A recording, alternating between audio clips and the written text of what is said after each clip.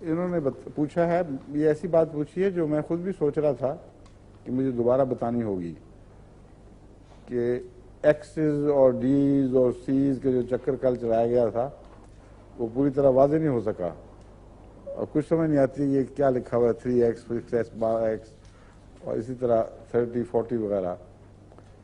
تو سر دست آپ اتنی بات سمجھ لیں کہ کل میں نے آپ کو دوا بنا کے دکھائی تھی، ایک قطرے کو 100 قطروں میں ڈال کر اس کو اگر ہلایا جائے، 2 دفعہ اچھا جھٹکا دے دیا جائے اور اس کو پھینک دیں اور ایک قطرہ صرف باقی رہنے دیں شیشی میں، اس میں 100 قطرے اور خالی محلول کے ڈال دیں، اس کو شیک کریں تو یہ 2 پوٹینسی بن جائے گی.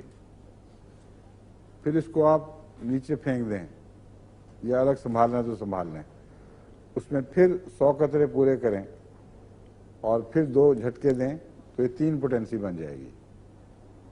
اس کو پھر پھینک دیں اور پھر اسی طرح عمل کو دہرائیں اور 2 جھٹکے دیں. 2 ضروری نہیں، 2 کافی ہیں یا نہیں، 8-10 بھی دینے تو بے شک دے لیں، کوئی نہیں فرق پڑتا، لیکن دوا بن جائے گی 2 صحیح. میرا تو خیر 1 سے بھی بن جائے گی مگر احتیاط کرتے ہیں. بعض دفعہ بعض ہومیوپیتھ ان جھٹکوں کو اتنی اہمیت دے دیتے ہیں کہ ایک ہومیوپیتھ صاحب میرے پاس آیا، بڑی مجھ سے بحث کی وقف جدید میں جب میں ہوتا تھا کہ آپ جب سفر کرتے ہیں اور اپنا ڈبہ لے کے جاتے ہیں تو ہماری سڑکیں اتنی خراب ہیں اور اتنے جھٹکے لگتے ہیں کہ اس کی پوٹینسی تو 30 کی بجائے پتہ نہیں 30 لاکھ بن چکی ہوگی.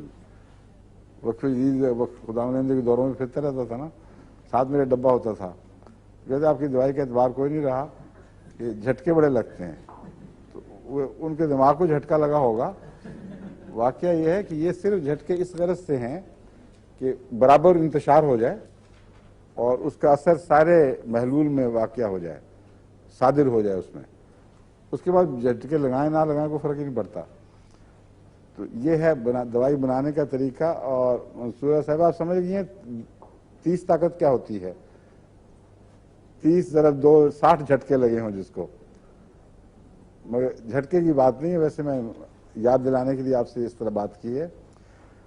30 دفعہ اگر ایک دوائی کے ایک قطرے کو لے کر اس میں 100 قطرے دوسرے پانی کے ڈالیں یا 99 ڈالیں اور 100 بنا لیں، اس کو جھٹکے دیں تو 1 پوٹینسی بنے گی. اگر اس عمل کو 30 دفعہ دہرائیں تو آخری شیشی میں جو محلول ہوگا وہ 30 طاقت کہلاتا ہے. اگر 100 کی بجائے آپ 10 قطروں سے عمل شروع کریں، یعنی 10 قطروں میں 1 قطرہ ڈالیں، اس کو شیک کریں اور پھینک دیں اور 1 قطرے میں پھر 10 قطرے ڈالیں پھر پھینک دیں، تو یہ 2 دفعہ ہونے سے 2x بنے گی، 2 پوٹینسی نہیں بنے گی. 2x مطلب ہے 10واں حصہ.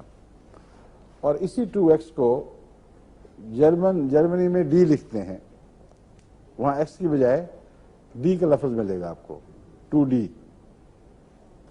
سمجھ گئی؟ اس لیے ایکسس کا محاورہ اب عام طور پر لیکوڈ دوائی کی بجائے ٹکیوں والی دوائی میں پر استعمال ہوتا ہے. جس دوا کو شوگر میں بنایا جائے اس کے ساتھ عموماً ڈی کی بجائے ایکس لکھا جاتا ہے، اور وہ ہوتی 10ویں طاقت، 10ویں طریق پر ہی بنائی جاتی ہے.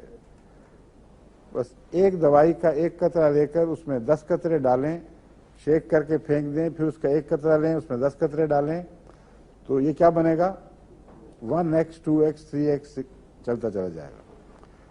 اگر شوگر میں اس کو بنائیں، میٹھے کے 10 قطرے اور زہر کا 1 قطرہ اس طرح گھوٹ گھوٹ کر اور پھر کرتی چلی جائیں، تو یہ وہی ایکس ہی بنے گا، 1x 2x 3x.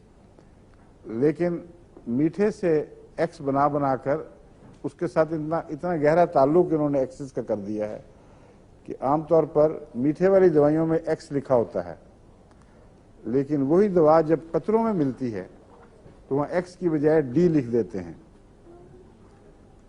جس کا مطلب ہے کہ 10واں حصہ ہی ہوتا ہے. ڈی اور ایکس ایک ہی چیز کے 2 نام ہیں، سمجھ لیں. تو ڈی اور ایکس کے ساتھ کنفیوز نہ ہوں. 10واں حصے کا محلول ایکس کہلاتا ہے اور سویں حصے کا محلول سی کہلاتا ہے، اور سی لکھتے نہیں ہیں مگر صرف خالی نمبر لکھتے ہیں اس پر، جس کا مطلب یہ ہے جب کچھ نمبر نہ لکھا ہو تو لازماً وہ 30th پوٹینسی وہ 100 والے طریق پر بنائی جا رہی ہے۔ اس لیے ہومیوپیتھک میں آپ یہ نہیں لکھیں گے دیکھیں گے C1 C2 C3، بلکہ لکھا ہوگا 1 2 3 4 5 6 اور 30 200، اور بہت زیادہ تعداد میں پوٹینسیاں بن سکتی ہیں۔